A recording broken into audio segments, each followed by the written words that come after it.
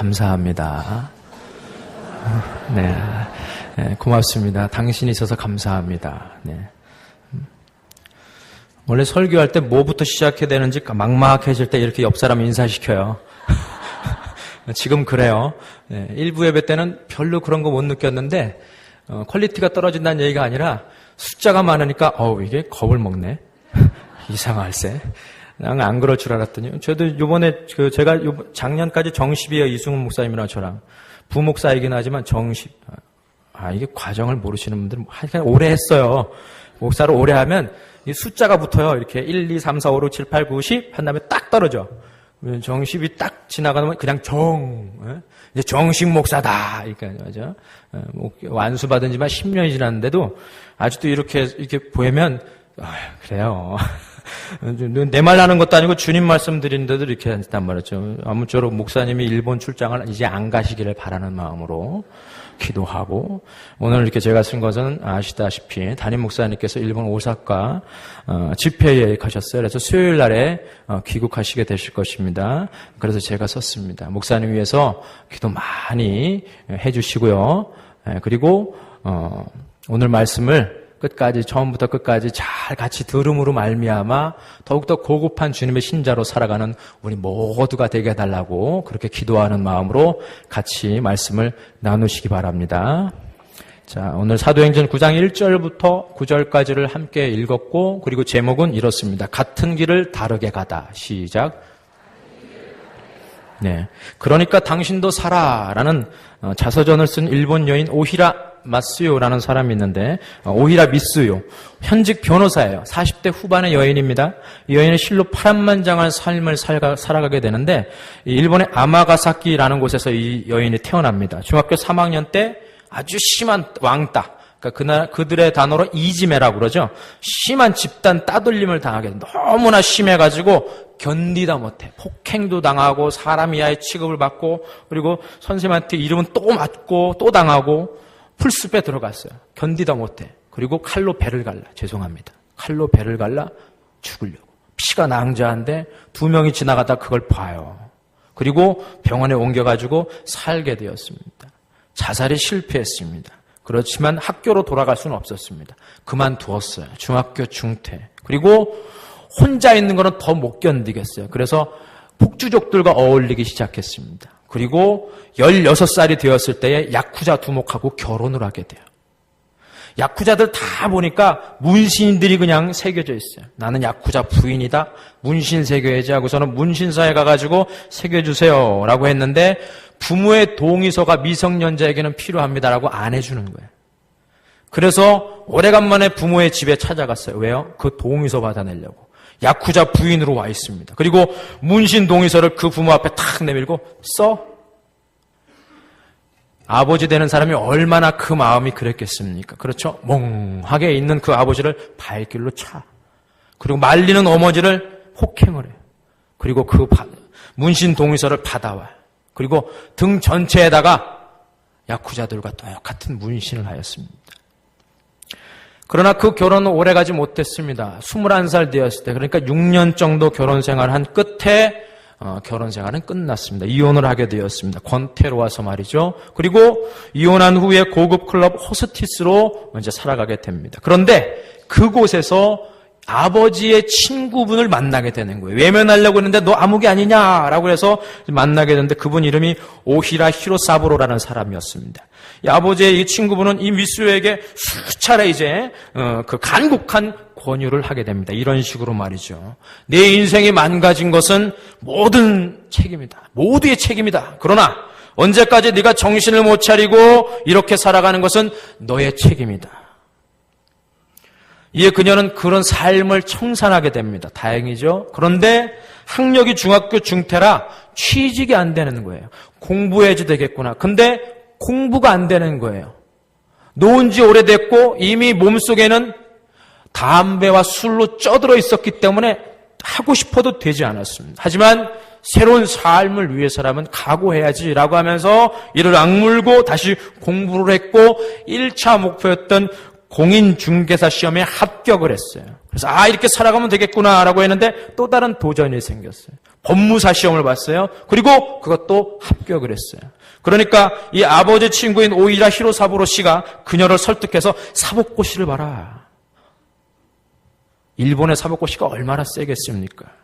근데 결국에는 수년 후에 놀랍게도 최종 합격을 하였습니다. 그 와중에 가족과도 엄마 아빠와도 화해를 하였습니다. 이 미쓰요의 아버지가 임종할 때에 그의 딸과 그의 친구 오히라 히로사부로 이 사람을 다 양쪽에 앉혀놓고 그에게 이렇게 부탁을 했습니다. 내 딸을 자네 딸로 삼아 주십시오. 그래서 그녀의 이름이 오히라 미쓰요가 되었습니다. 새로운 인생을 시작한 이 미쓰요는 오사카에서 변호사로 개업을 하였고 주로 옛날에 자기와 같았던 그 문제 청소년들을 돌봐주는 그러한 일을 하고 있습니다. 그리고 그녀가 자서전에 이렇게 말을 합니다. 누구도 과거는 지울 수 없습니다.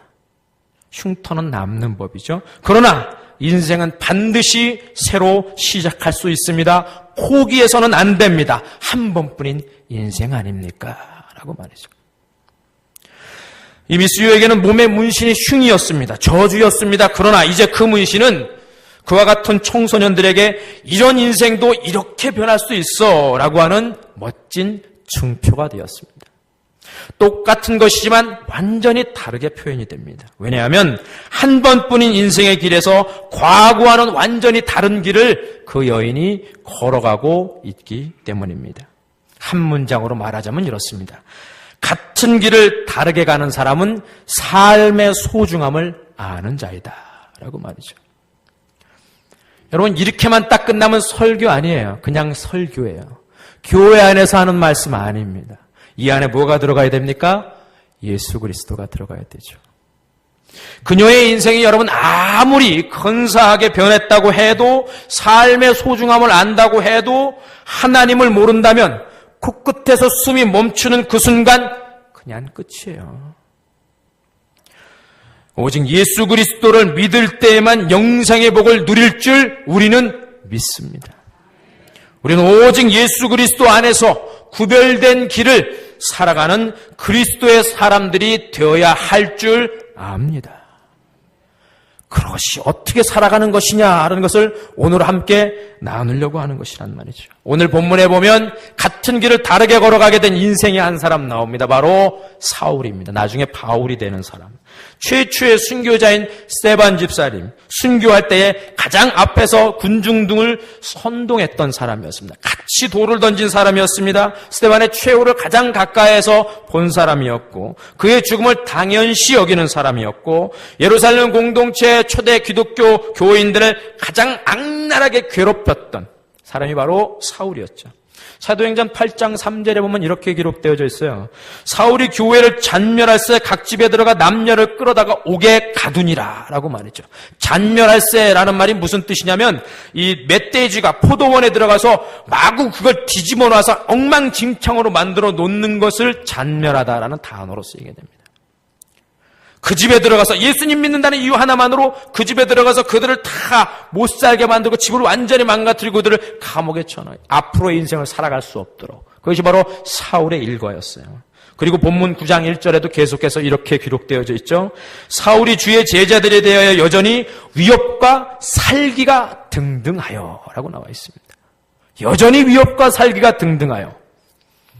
이 사울은 초지일관 예수님의 제자들을 괴롭히는데 최선을 다하고 있습니다. 얼마나 열심을 냈냐면 예루살렘 공동 안에서만, 예루살렘 성내에서만 만족하는 것이 아니라 원정길을 떠나가요. 다메섹으로 원정을 갑니다. 예루살렘에서 약 213km 떨어져 있습니다. 히브리어로 다메섹이고 지금 풀자면 시리아의 수도인 다마스쿠스가 바로 그곳입니다. 2000년 전에 로마의 지배하에 있을 당시에 다메섹은 약 4만 명의 디아스포라 유대인들이 살고 있었고 30여 개의 회당이 그곳에 있던 곳이었습니다. 유대인들이 굉장히 많이 살았었죠. 그리고 사도행전 8장 중에 보면 그 초대 기독교 공동체 예루살렘 공동체에 커다란 핍박이 일어나자 다 흩어지게 되었죠. 여기저기 다 흩어졌는데 다마스쿠스로, 다메섹으로 제일 많이 갔단 말이죠. 유대 기독교인들이. 근데 소문을 들으니까 유대 기독교인들이 그곳에 가서 숨어 있는 것이 아니라 그곳에 이미 살고 있는 4만여 명의 유대인들에게 복음을 전파하는 거예요. 예수님을 전파하는 거예요. 쫓겨난 주제에. 대단하죠? 그래서 점차 그 안에서도 유대 기독교인들이 늘어나게 된다는 것을 이 사울이 들은 거예요. 그래서 안 되겠다 싶어서 원정 가게 된 것입니다. 그들을 예루살렘으로 다시 잡아와서 종교재판을 하고 죽여버리려고. 대제사장의 위임장을 들고 대제사장의 권세를 가지고 그 길을 걸어가는 거예요. 다메섹 가는 길을 걸어가는 것입니다. 한편으로는 여러분, 그때 당시 그리스도인들은 참으로 대단한 신앙인이었구나라는 것을 보게 됩니다. 단지 예수님 믿는 것만으로 박해당하고 돌에 맞고 법의 보호를 받지 못하고 쫓겨나야 되고 터전을 다 잃어버려야지 되는데도 예수님을 믿습니다. 그리고 예수님을 전합니다. 나 예수 믿는 사람입니다. 라고 그렇게 말합니다. 신자다움을 그들은 잃지 않았습니다. 오히려 전도했습니다. 왜요? 주님의 그 사랑이 너무나 감사하기 때문에 전도했습니다. 주님을 알고 감사하는 사람은 말합니다. 믿음은 환경에 좌우되지 않는구나라는 것을 확인할 수가 있습니다. 그런 사람들을 성경에서 뭐라고 부르는가 봤더니 오늘 뭐라고 나와 있어요? 1절에 사울이 주의 제자들을 이라고 나와 있습니다. 그런 사람들을 주의 제자라고 말하는구나. 그리고 2절에도 나와 있습니다. 그 도를 따르는 사람이라고 말이죠. 여러분은 교인입니까? 아니면 주의 제자입니까? 여러분은 도를 그냥 단순히 어느 정도 아는 사람들입니까? 아니면 그 도를 삶 가운데서 따르는 사람들입니까? 기독교계에 가장 강력한 이 영향을 끼친 유대의 격언이 여러 가지가 있는데 그 중에 근사한 한 문장을 소개하자면 이런 말이 있습니다. 당신이 그분의 먼지에 뒤덮이기를. 이 말이 참 멋있습니다. 당신이 그분의 먼지에 뒤덮이기를. 그분의 뒤를 따라가니까 예수님의 발자취에서 그 발에서 나오는 그 먼지를, 그 일으켜진 먼지를 다 뒤집어 쓰는 거예요. 내가 뒤따라가면서 말이죠. 본문을 계속 보면 사울은 오직 예수가 아니라 오직 율법, 초지일관, 자기의 가치관을 가지고 나아갑니다. 그래서 다메섹에 있는 그리스도인들을 잡으려고 무리들을 일으켜서 이제 가게 되는 것입니다. 3절에 보니까 사울이 길을 가다가 다메섹에 가까이 이르더니 호련히 하늘로부터 빛이 그를 둘러 비치는지라 라고 나와 있죠. 지금 조명이 저를 이렇게 둘러 비추고 있지 않습니까? 자세히 비치면 그게 못난 얼굴 티나고 자세히 비치면 사이즈도 티나고 별로 마음에 안 들고 이게 투명이라서 그래도 두꺼우니까는 다행이지. 저런 보면대 같았으면 기분이 별로 좋지 않았을 텐데 볼품이 없기 때문에 말이죠. 여러분 그 팔레스틴 지역에 그 중동 지역의 정오의 햇빛이 얼마나 강력하겠는가. 우리의 그러한 정오의 그 햇볕은 비교도 되지 않는 그런 엄청나게 강렬한 그러한 햇빛. 그럼에도 불구하고 그거보다 훨씬 더 강력한 그 빛이, 신비로운 그 빛이 그 무리 전체가 다 아니고 그 한 사람만, 오직 그 한 사람만 그렇게 비치고 있는 것입니다. 사울이 길을 가다가 무슨 길입니까? 그리스도인을 잡으러 가는 길. 예수님 편에서 보자면 악한 길. 그런데 갑자기 그 신비한 빛이 그를 둘러비쳐. 그 빛에 그는 쓰러져 버릴 수밖에 없습니다. 그리고 주님의 음성이 들립니다. 사울아, 사울아, 네가 어찌하여 나를 박해하느냐라고 말이죠. 여기 보십시오. 네가 어찌하여 나를 박해하느냐라는 말에서 박해라는 그러한 단어는 죽을 때까지 괴롭히는 것을 말하는 것입니다. 예수님의 이 말은 이렇게 바꿀 수 있습니다. 사울아, 사울아, 네가 어찌하여 나를 죽이려고 하느냐? 이 말하고 하나 다르지 않습니다. 사울은 지금 누구를 죽이려고 가고 있습니까? 누구를 잡으려고 하고 있습니까? 예수님이 아니라 예수님을 따르는 사람들을 죽이려고 하고 있는 것입니다. 그런데 예수님은 지금 무슨 말을 하고 있습니까? 네가 나를 왜 죽이려고 하느냐라고 말하고 있습니다. 그러니까 예수님 믿는 사람들을 예수님은 누구로 인정해주고 있습니까? 예수님의 소유, 예수님의 일부, 예수님 자신. 그들뿐만 아니라 여기 있는 우리도 주님의 소유로 주님께서 인정하고 계시다라는 것을 믿으시기 바랍니다. 그리고 감사하십시오. 그리고 그렇게 살아가십시오. 어찌 내 안에 더러운 것을 집어넣겠으며 어찌 내 머리에 주님께서 원하지 않는 것들을 채우려고 하려고 그러는지. 놀란 사울이 그러죠. 주여 누구시니까? 대답하십니다. 나는 내가 박해하는 예수라. 한낱 인간에 불과한 줄 알았더니 십자가에 달려 죽은 한낱 어리석은 정치인쯤 좀 유명했던 그런 사람쯤으로 알았더니 나는 네가 박해하는 예수라. 여러분, 예수님은 누굽니까? 나의 죄로 인하여서 박해한 분이 바로 예수님. 그런데도 나를 위해서 십자가에 달려 죽으심으로 죄를 사하여 주시는 분이 바로 예수님. 나를 위하여서 부활하시사 천국 처소를 예비해 주신 분이 바로 예수님. 사울이 어땠을까요? 순간 얼었을 것입니다. 그리고 시간이 멈추어진 것 같은 그러한 모습. 상상하건대 그는 멈춘 시간 속에서 온갖 생각들이 그 머릿속에서 막 지나갔을 것입니다. 그리고 그중에 가장 충격적이고 얼마 전에 일어났던 사건, 바로 스데반의 죽음이 떠올랐을 것입니다. 그가 돌에 맞아 죽으면서도 너무나 평온한 표정으로 보라, 하늘이 열리고 인자가 하나님 우편에 서신 것을 보노라. 주여 이 죄를 저들에게 돌리지 마옵소서. 그리고 그 인자가 누구인지. 여러분 중에서도 어떤 분은 이런 경험이 있었을 것입니다. 갑자기 멍해지는 그런 것 말입니다. 절대로 맞아라고 믿었던 것이 한순간에 거짓으로 판명되었을 때, 내가 확실하게 이거야라고 그렇게 가지고 있었던 그것이 거짓이라고 판명되었을 때에 그에 따른 충격은 대단한 것입니다. 절대로 그리스도가 아닐 줄 알았던 예수가, 그리고 그를 믿는 자들을 지금 잡아 죽이려고 가는 그 길 위에서 그분이 진짜 신이었다니, 그분이 기다리고 있던 메시아였다니, 그분이 율법의 완성자였다니, 얼마나 놀랍고 그리고 얼마나 두려우겠습니까? 우리가 각자들마다 주님을 다 만났을 텐데, 아멘이죠? 여러분 다 주님 만났죠? 예, 고맙습니다. 예, 그런 표정을 지어주셔서 너무나 행복합니다. 우리가 각자들마다 주님을 다 만났을 텐데, 여러분 그때 어땠어요? 두려웠죠? 예? 주님 만났을 때 여러분 두려웠죠? 재미있었어요? 저는 주님 만날 때 되게 두려웠습니다. 주님이, 전 모태신앙이에요. 어떤 특별한 체험, 그런 게 없었어요. 그런데 주님을 청소년 때 만났어요. 정말 두려웠어요. 처음엔 그랬어요. 정말 계시는구나. 우리 어머니의 눈물 속에 계신다는 그 주님, 뻥! 이랬는데 진짜 내 눈물 속에 계시는 주님을 만나고 나서 정말 놀랐어요. 이 엄청난 경험을 하게 된 사울은 어찌할 바를 몰라. 여러분, 개역개정 성경 안에는 없는데, 이 안에 주여 누구십니까? 나는 네가 박해하는 예수라. 이 사이에 또 다른 문장이 있어요. 스펄전의 설교집에 나오게 되는데, 그 문장은 뭐냐면, 내게 무엇을 시키려고 하십니까? 라는 문장이 그 사이에 들어가 있어요. 주여라는 말은 선생님이여가 아니라 퀴리오스라는 단어로 쓰입니다.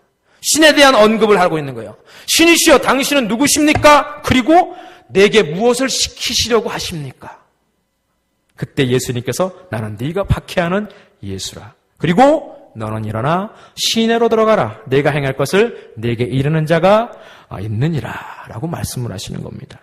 그리고 그는 일어나서 다메섹으로 다시 들어가게 됩니다. 사흘 동안 보지 못하고 먹지도 마시지도 않았습니다. 지금까지 헛살아온 자기 자신, 그리고 만나게 된 예수님, 혼란스러웠습니다. 그리고 이제 새로운 결단을 하기까지의 마지막 진통을 지가 그 가운데서 하고 있게 되는 것입니다. 여러분, 분명한 것은 주님께서 말씀하신 것, 너는 일어나 다메섹 시내로 들어가라 라고 하신 그 길은 그가 원래 가고자 했던 다메섹 길입니다.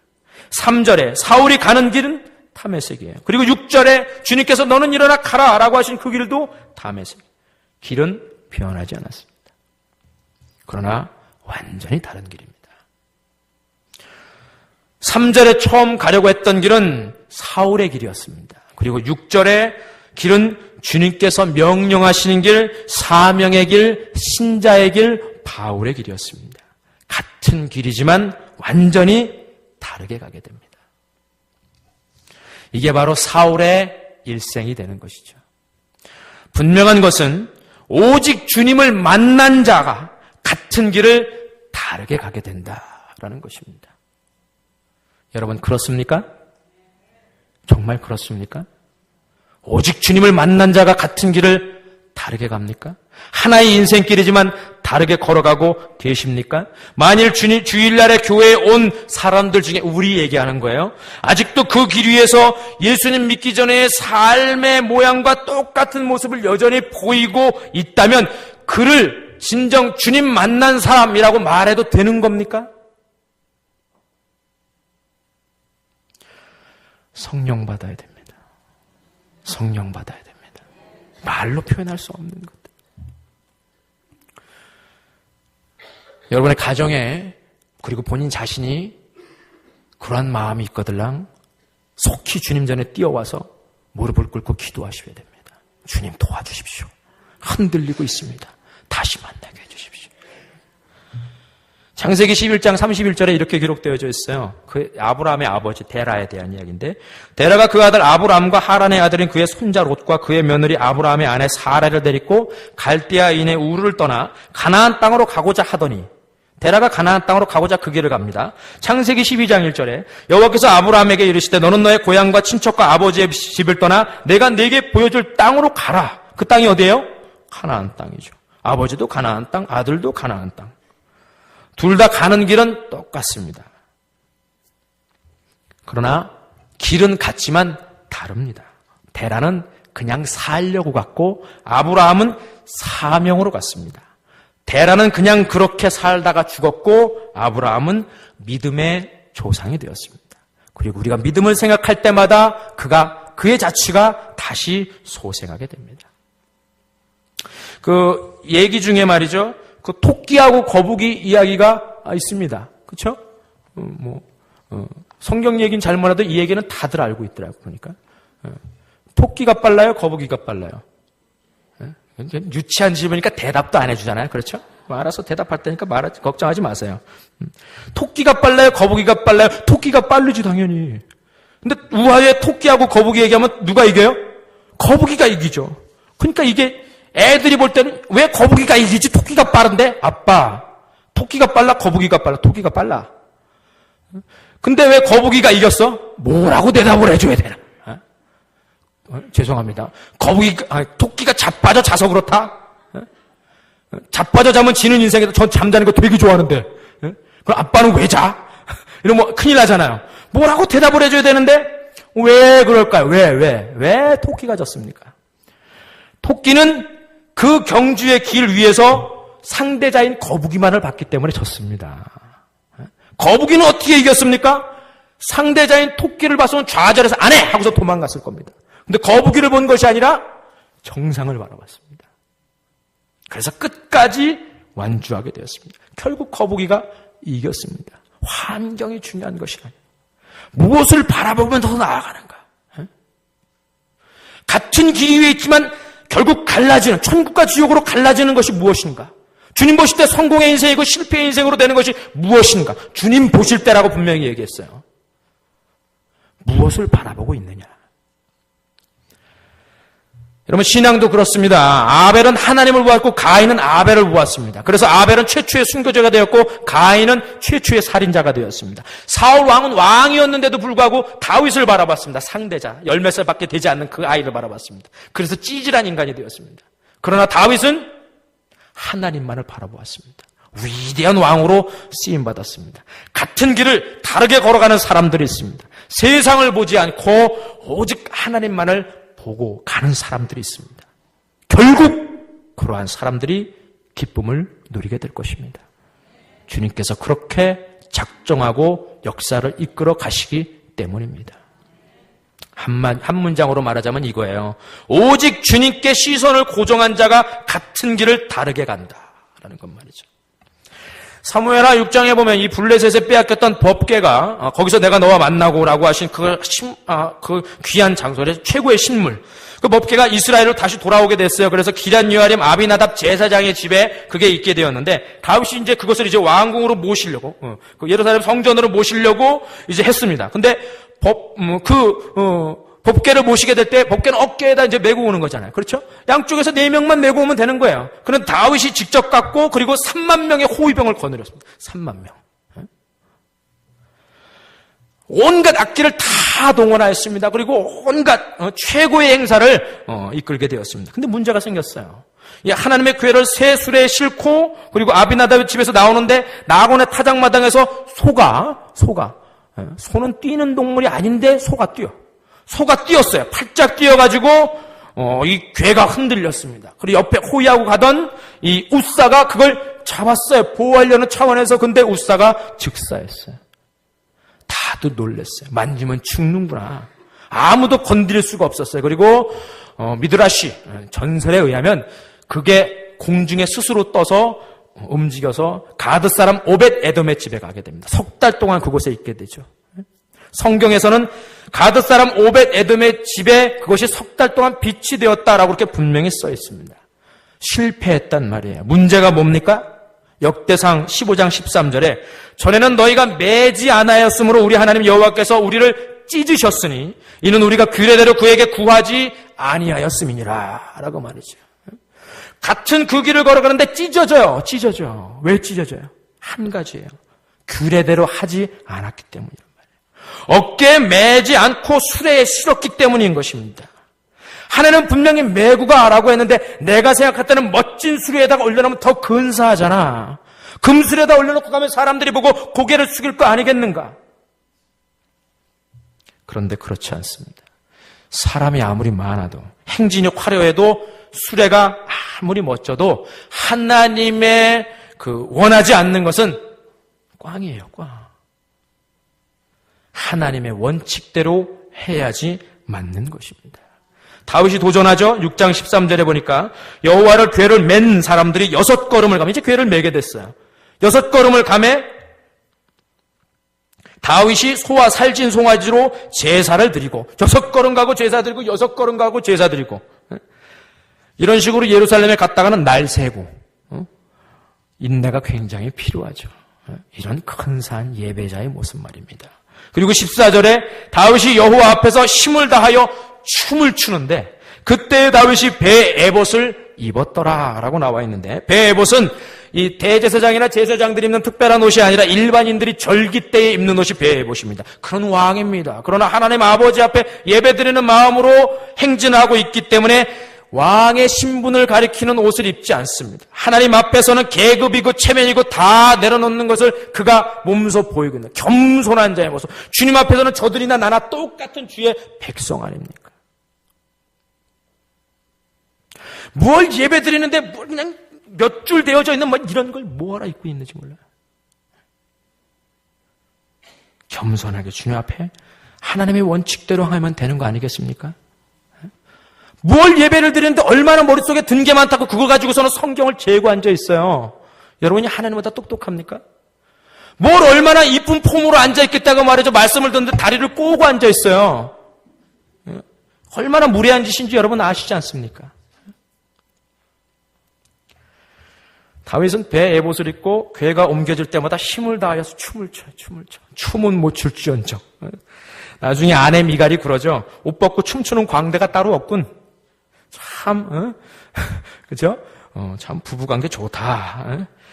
누가 뭐라고 하든 상관이 없습니다. 다윗이 뭐라고 합니까? 이는 여호와 앞에서 한 것이니라. 같은 길을 다르게 걸어간 사람은 뭔가 달라. 그 길을 걸어가는데 세상이 뭐라고 손가락질해도 아유 저 그냥 괜히 유세 떨고 앉아있네 그러면서 봉사하고 사명 감당하는데 이 사람 저 사람들이 그냥 하지도 않으면서 말은 많아. 왜냐면 손발이 노르니까 입에서 기운이 뻗쳐가지고 말들은 잘해. 그렇게 이런저런 막 말하고 나면 하던 사람도 성질하니까 아이씨 나도 안 해. 이렇게 되는 거야. 다윗은 그러지 않아요. 이는 여호와 앞에서 한 것이니라. 하나님이 기뻐하신다면, 하나님 법에 저촉되지 않고 하나님이 기뻐하신다면 욕먹어도 이 일 끝까지라 내가 하지 않으면 하나님이 손해보는 거 아니겠는가? 너 욕먹고 하나님께서 하나님께서 이득 보면 그게 최고 아닙니까? 아멘입니까? 그리고 이후에 다윗은 어디로 가든지 승리합니다. 성경에 나와 있어요. 법궤를 모시는 길은 같습니다. 그러나 첫 번째 길은 실패하였습니다. 두 번째는 성공했습니다. 길은 같았습니다. 다윗이 똑같이 그 속에 같이 있었습니다. 그러나 하나님의 원칙대로 했느냐 그렇지 아니하느냐에 따라서 다릅니다. 한 문장으로 이렇게 말씀드릴 수 있습니다. 오직 하나님의 원칙 고수하는 자가 같은 길을 다르게 간다라고 말이죠. 1924년에 파리 올림픽에서 있었던 이야기래요. 올림픽의 꽃이라고 하는 것이 바로 100m 육상이죠. 그 결승 경기가 하필이면 주일날에, 하필이면 예배 시간에 딱 걸리게 된 거예요. 당시 강력한 우승 후보는 영국의 이 에릭 리델이라는 선수였다고 하는데 이 사람이 출전을 포기해버렸어요. 왜냐하면 신실한 크리스찬이었거든. 주일은 하나님께 예배드리는 날이다. 포기. 사람들이 난리가 났습니다. 신문과 뉴스에서 조국을 배신한 자, 융통성 없는 고집쟁이 신앙인 하면서 욕을 그냥 하나로 안겨주었습니다. 그래도 포기했습니다. 100m는 이미 지나가 버렸습니다. 그리고 200m하고 400m 경기가 남았습니다. 다들 기대하지 않았습니다. 그리고 그의 주종목이 아니었기 때문에 그 자신도 어떻게 될지는 몰랐습니다. 최선을 다할 뿐이었죠. 근데 놀랍게도 200m 경기하고 동메달을 땄습니다. 사람들이 집중하기 시작했습니다. 그리고 400m가 되었습니다. 처음부터 무서운 속도로 달리기 시작했습니다. 그 100m 주자니까. 마치 100m 달리듯이 무서운 속도로 달리기 시작했습니다. 사람들이 그걸 보고 잘한다 그러다가 200m째도 100m 달리듯이 무서운 속도로 달리니까 사람들이 걱정, 저렇게 달리다가 심장 터져 죽지 저거. 그런데 놀랍게도 모든 사람의 예상을 뒤엎고 당시 47초 6이라는 세계 최고의 기록으로 금메달을 따게 되었습니다. 기자들이 몰려들어서 말하죠. 대단하다. 어떻게 그렇게. 우승 소감. 그가 이렇게 말하는 거예요. 처음 200m는 내가 달렸습니다. 나중에 200m는 주님이 달리셨습니다. 고집이 아니라 원칙입니다. 같은 교인의 길을 걸어갑니까? 고집대로 갈 것이냐 아니면 원칙대로 갈 것이냐. 같은 길을 걸어가도 다릅니다. 세상에 많은 교회들이 있습니다. 갈보리라는 이름의 교회도 되게 많습니다. 같은 길을 걸어가는 것 같습니까? 같은 길을 가기를 진심으로 바랍니다. 한국 교회의 목회자 중에 하나로서 말이죠. 고집이 아니라 원칙으로 걸어가는 자들만이 같은 길을 다르게 걸어가게 될 줄 믿습니다. 이 에릭 리델이라는 사람은 파리 올림픽을 끝으로 육상계를 떠나 저 중국 텐진으로 건너가서 선교사로 사역하다가 산화합니다. 하나님의 원칙을 고수하는 자는 다르구나. 말씀을 마치겠습니다. 봄이 오면, 봄 오려면 좀 멀긴 했지만, 봄이 오면 꽃샘 바람이 확 불죠. 나뭇가지들이 부러져. 나 여기저기 그냥 거리 막 떨어져. 왜 그럴까요? 겨울에 이렇게 떨어지면 어때서? 근데 봄에 떨어진단 말이죠. 어쩌면 그것은 이 새들이 둥지를 짓고 새 삶을 시작하도록 하시는 하나님의 배려가 아닌가라고 그렇게 생각할 수도 있습니다. 재밌는 사실은 여러분 꽃샘 추위에 그 바람이 셀 때 그것이 떨어지면 건져다가 이렇게 짓게 되는데 바람이 잔잔할 때 짓는 것이 아니라 오히려 바람이 가장 강하게 부는 그날에 둥지를 새들이 짓기 시작한답니다. 왜냐하면 그래야지만이 강한 바람에도 견딜 수 있는 튼튼한 집을 지을 수 있기 때문이랍니다. 태풍이 불어와도 여러분 나뭇가지는 꺾여지지만 새들의 집은 부서지지 않는 이유가 거기에 있다고 하네요. 같은 길을 다르게 간다. 시작을 해도 강풍이 불 때 집 짓기를 시작하는 것이 그만한 이유가 있기 때문이구나. 사울의 새로운 시작은 예수님이라는 분을 강력하게 만나, 마치 강풍을 만나듯이 강력하게 만나는 것으로부터 시작했단 말이죠. 누구나 다 오늘이라는 그 길을 걸어갑니다. 그러나 믿는 자의 길과 믿지 않는 자의 길은 다릅니다. 모든 인생이 평생 한 번의 길을 가는 것이지만 믿는 자의 길은 좁은 길이 될 것입니다. 왜냐하면 그것은 내가 원하는 길이 아니라 주님께서 원하시는 길이기 때문입니다. 분명한 것은 그 길 위에 주님께서 함께 하고 계시다는 것입니다. 내 힘으로가 아니라 주님의 능력으로 그 길을 걸어가게 될 줄 믿습니다. 오직 주님을 만난 자가 같은 길을 다르게 갑니다. 오직 주님께 시선을 고정한 자가 같은 길을 다르게 갑니다. 오직 하나님의 원칙을 고수하는 자가 같은 길을 다르게 걸어갈 것입니다. 이와 같은 삶을 작년에도 똑같은 1월이 아니라 올해 다른 내 인생의 똑같은 길에서 달리 나아가시는 주님과 동행하는 삶, 신자다움을 보여주는 행보, 사명의 길을 가는 저와 여러분의 삶이 다 되시기를 주님의 이름으로 축원합니다.